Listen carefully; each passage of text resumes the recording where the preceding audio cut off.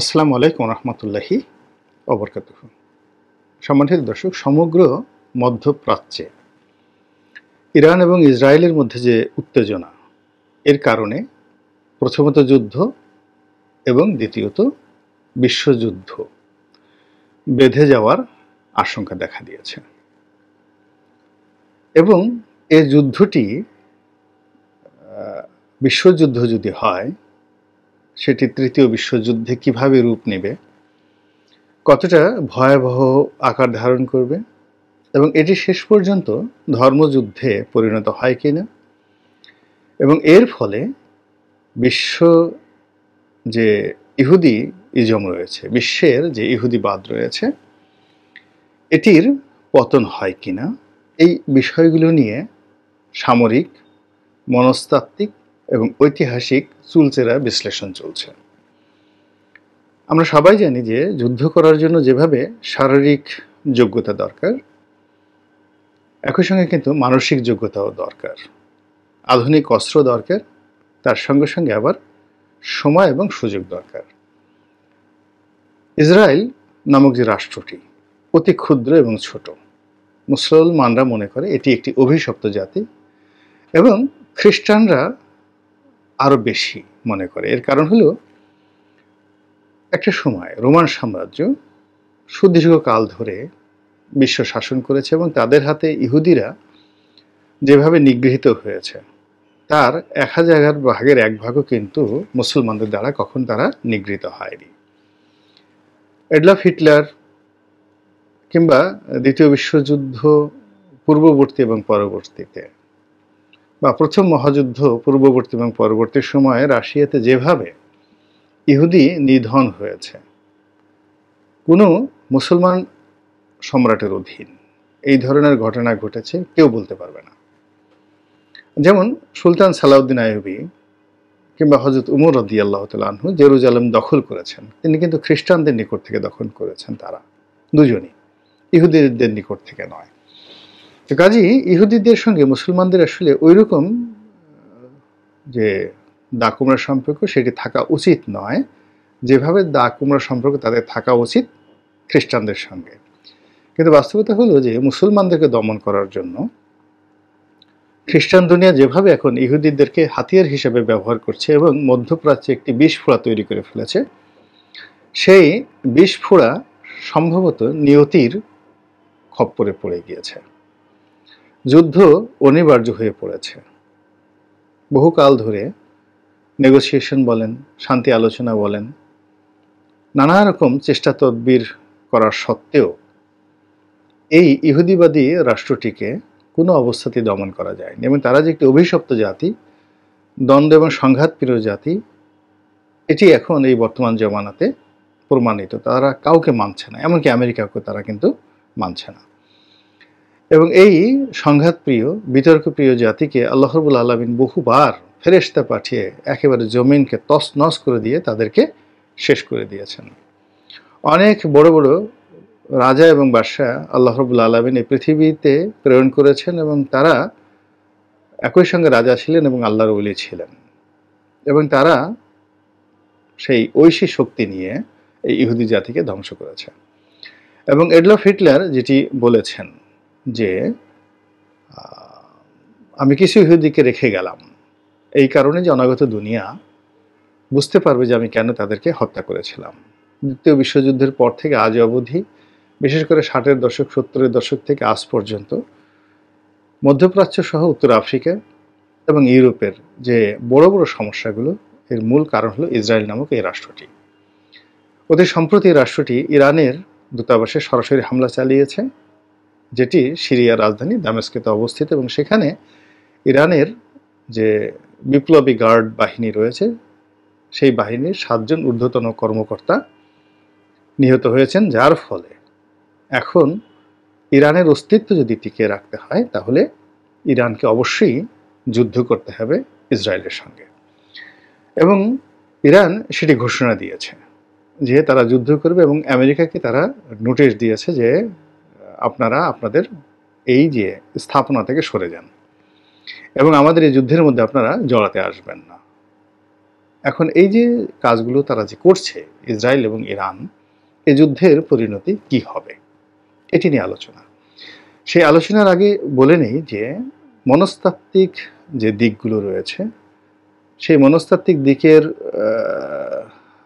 যদি আপনার নৈতিক অধঃপতন ঘটে, আপনি যত শক্তিশালী হন না কেন আপনার পতন ঘটবে।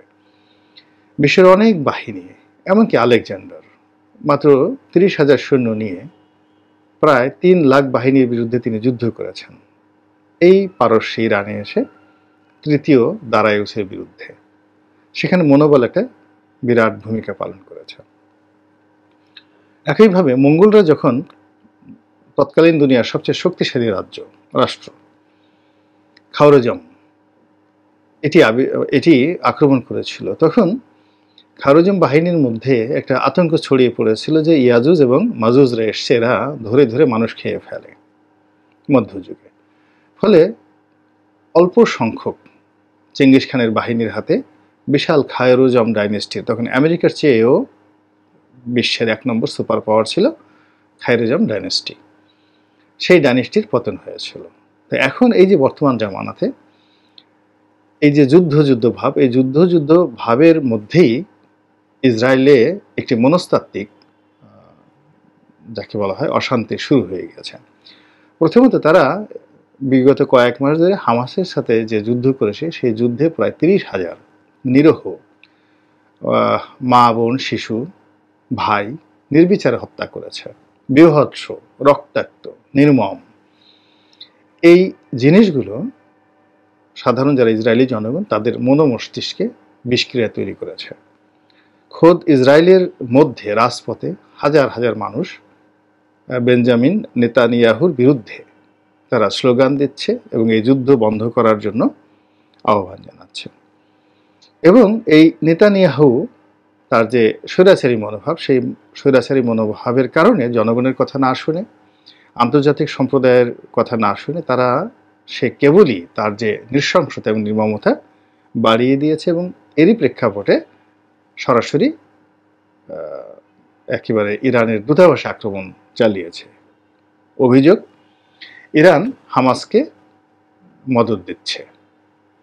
তো এখন হামাসকে মদদ দিচ্ছে এই অভিযোগ ইরানের দূতাবাসে যখন আক্রমণ করেছে, এখন ইরানকেও সে আক্রমণ করতে হবে। এখন যদি ধরেন ইরানের সুদীর্ঘকালের ইতিহাস, তাদের যে যুদ্ধ করার সক্ষমতা এবং এই মুহূর্তে তাদের যে সামরিক শক্তি, সত্যিকার অর্থে সেই সামরিক শক্তির কাছে ইসরায়েল একেবারে তুচ্ছাতি তুচ্ছ। যদি ইরান চায় তাহলে 1 ঘন্টার মধ্যে ইসরায়েল নামক রাষ্ট্রটি মাটির সঙ্গে মিশিয়ে দিতে পারে। বিনিময়ে যেটা ইসরায়েল করতে পারে, তাদের হাতে যে পারমাণবিক বোমা রয়েছে, সেই বোমা ইরানে নিক্ষেপ করে তারা পারমাণবিক যুদ্ধ শুরু করতে পারে। এর বাইরে তাদের আসলে পারমাণবিক যুদ্ধ করে বা অবশ্যই ইরানের হাতে এই মুহূর্তে পারমাণবিক যুদ্ধ করার মতো নানা রকম ইনস্ট্রুমেন্ট রয়েছে এবং তারা পারমাণবিক বোমা পাওয়ার মতো তাদের অনেক বন্ধু রাষ্ট্র রয়েছে এবং নিজেদেরও হয়তো রয়েছে। চীন থেকে তারা নিতে পারে, রাশিয়া থেকে তারা নিতে পারে, পাকিস্তান থেকে তারা নিতে পারে এবং তারা সেই প্রস্তুতি আলটিমেটলি কিন্তু তৈরি করে রেখেছে। তো এর ফলে পারমাণবিক যুদ্ধ যদি হয় তাহলে এটি কেবলমাত্র ইসরায়েলে থেমে থাকবে না, এটি আমেরিকার সঙ্গে জড়িয়ে যাবে, রাশিয়া আমেরিকা জড়িয়ে যাবে। তো কাজেই ইসরায়েল এই পারমাণবিক যে তাদের বোমা, সেই বোমাটা তারা ইচ্ছে করলেও এই মুহূর্তে তারা করতে পারবে না, আমেরিকাই তাদেরকে করতে দেবে না। তাহলে তাদেরকে যদি পারমাণবিক যে যুদ্ধাস্ত্র রয়েছে এগুলো বাদ দিয়ে বাকি যে অত্যাধুনিক যুদ্ধ সরঞ্জাম রয়েছে এগুলো নিয়ে ইরানের সাথে যদি তারা যুদ্ধ করে, আকাশপথে, নৌপথে এবং স্থলপথে তো প্রশ্নই আসে না, যেখানে তাদের 1,30,000 সৈন্য আর ওখানে তাদের 6.5 লাখ সৈন্য। এবং এখন ইরানের যে ড্রোন, সেই ড্রোন ইউক্রেনে তারা ব্যবহার করছে, তুরস্কে তারা ব্যবহার করছে এবং এগুলো আমেরিকার ড্রোন এবং রাশিয়ার ড্রোনের চেয়ে উন্নত। ইরানের যে এভিয়েশন প্রযুক্তি, তারা যেভাবে তাদের এভিয়েশন অর্থাৎ বিমান ব্যবস্থাকে তারা সক্ষম করে তুলেছে, বোয়িং 747 আমেরিকান কোম্পানির যে সকল বিমান রয়েছে সেই সকল বিমানের সমস্ত যন্ত্রাংশ তারা নিজ দেশে তৈরি করছে। ফলে রাশিয়া নিষেধাজ্ঞা দেওয়া সত্ত্বেও হাজার হাজার বোয়িং যে বিমানগুলো, সেই বোয়িং বিমানগুলো ইরানের প্রযুক্তি দিয়ে রাশিয়া এখন সচল রেখেছে। আর অর্থনৈতিক দিক থেকে তারা এখন গ্লোবাল পাওয়ার, পৃথিবীর অন্যতম প্রধানতম পাওয়ার, এবং আঞ্চলিক শক্তির দিক থেকে মধ্যপ্রাচ্যে তাদেরকে চ্যালেঞ্জ জানানোর মতো কোনো ক্ষমতা কোনো দেশের নেই। এখন প্রেসিডেন্ট নাসের যখন 60-এর দশকে আরব ইসরায়েল যুদ্ধ, তৃতীয় আরব ইসরায়েল যুদ্ধের নেতৃত্ব দিয়েছিলেন, তখন তার সেই সামরিক সক্ষমতা ছিল না যেটি ইরানের এখন আছে। তো সেই দিক থেকে যদি যুদ্ধ হয় তাহলে সেই যুদ্ধের পরিণতি একদিনের মধ্যে, ওই দিন 24 ঘন্টার মধ্যে সেটি দুই পক্ষে সর্বশক্তি নিয়োগ করে সেটি শেষ করে ফেলবে। এই জন্য ক্ষুদ্র একটি অঞ্চল, ইসরায়েলের মানচিত্র দেখেন, ক্ষুদ্র একটি অঞ্চল, জনগোষ্ঠী বেশি না, এবং দীর্ঘদিন যাবৎ তারা একটি আবদ্ধ পরিবেশে থেকে এবং সুখ সম্পদে থেকে ভীরু, কাপুরুষ এবং মোটা হয়ে গিয়েছে। ফলে এই সময়টিতে নেতানিয়াহু যতই হম্বিতম্বি করুক না কেন, তাকে 90% নির্ভর করতে হচ্ছে মেশিনের উপর, আর 10% হলো সেনাবাহিনীর উপর। আর অন্যদিকে ইরান 50% মেশিনারিজ, 50% সেনাবাহিনী।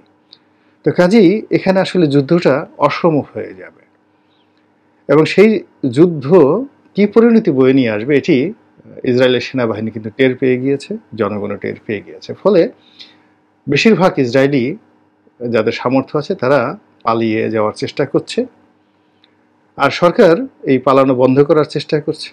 সেনাবাহিনীর ছুটি বন্ধ করে দেওয়া হয়েছে, এবং তাদের যে রিজার্ভ সৈন্য মানে যে সকল বেসামরিক নাগরিককে সামরিক প্রশিক্ষণ দিয়ে তারা মানে যুদ্ধ করার জন্য রেখেছে, এই রিজার্ভ সৈন্যকে তারা একেবারে বলতে গেলে সমস্ত তাদেরকে গৃহবন্দীর মতো অবস্থায় তারা রেখেছে, যেটি নিয়ে ইসরায়েলি সমাজের রীতিমতো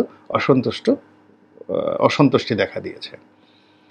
এর বাইরে পুরো ইসরায়েল জুড়ে তারা অসংখ্য বাংকার তৈরি করে রেখেছে, যেন যদি যুদ্ধ হয় তারা জানে যে একটা সময় তাদেরকে এই পরিণতি ভোগ করতে হবে। ইমাম মাহাদি, তারপর ইয়াজুজ মানে ইমাম মাহাদি বলেন, তারপরে দাজ্জাল বলেন, এই কাহিনীগুলো তারাও বিশ্বাস করে। দাজ্জাল যেমন আমাদের কাছে ভিলেন, তদ্রূপ তাদের কাছে কিন্তু নবী বা তাদের দৃষ্টিতে মহানায়ক। এখন আর ইমাম মাহাদিকে আমরা যেভাবে ইমাম মাহাদি হযরত ঈসা আলাইহিস সালামকে আমাদের নায়ক মনে করছি, তারা মনে করছেন যে তাদের ধ্বংসকারী। তো এই জিনিসগুলো কিন্তু তাদের মনস্তাত্ত্বিক বিষয়ের উপর নিদারুণভাবে প্রভাব বিস্তার করছে। ফলে কি হচ্ছে, এই যুদ্ধকে কেন্দ্র করে পুরো ইসরায়েলের মধ্যে একটি আতঙ্ক ছড়িয়ে পড়েছে, আর অন্যদিকে পুরো ইরানের মধ্যে একটি যুদ্ধের উন্মাদনা শুরু হয়ে গেছে। নারী পুরুষ সবাই, একটা জাতি 5000 বছর ধরে পৃথিবী শাসন করছে, এবং তারা যে পৃথিবীতে সাম্রাজ্য প্রতিষ্ঠা করেছিল বিভিন্ন সময়টিতে, এরকম সাম্রাজ্য এখন পর্যন্ত কোনো রাজা মহারাজা কেউ কখনো তৈরি করতে পারেনি। শত শত বছর ধরে তারা সেই সাম্রাজ্য প্রতিষ্ঠা করেছে, এবং তাদের কয়েকজন সম্রাট, যেমন সাইরাস দ্য গ্রেট, যেটিকে দ্বিতীয় সাইরাস বলা হয়, তার সম্পর্কে পবিত্র কোরআনে ঘোষণা দেওয়া হয়েছে। আমরা যে সম্রাট জুলকারনাইনের কথা বলি, সেই জুলকারনাইন বলতে 2 শিং বিশিষ্ট যে সম্রাট, তিনি সাইরাস দ্য গ্রেট, ইরানের সম্রাট ছিলেন। তো কাজেই এরকম সাইরাস, দারায়ুস থেকে শুরু করে জার্কশেস, বহু সম্রাট সেখানে এসছে বিভিন্ন সময়, এবং তারা দুনিয়া শাসন করেছে।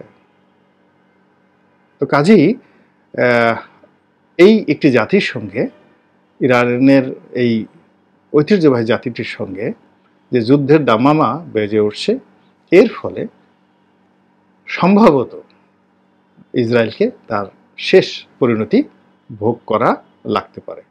আল্লাহ আমাদের সবাইকে হেদায়েত দান করুন এবং হেফাজত করুন। আসসালামু আলাইকুম ওয়া রাহমাতুল্লাহি ওয়া বারাকাতুহু।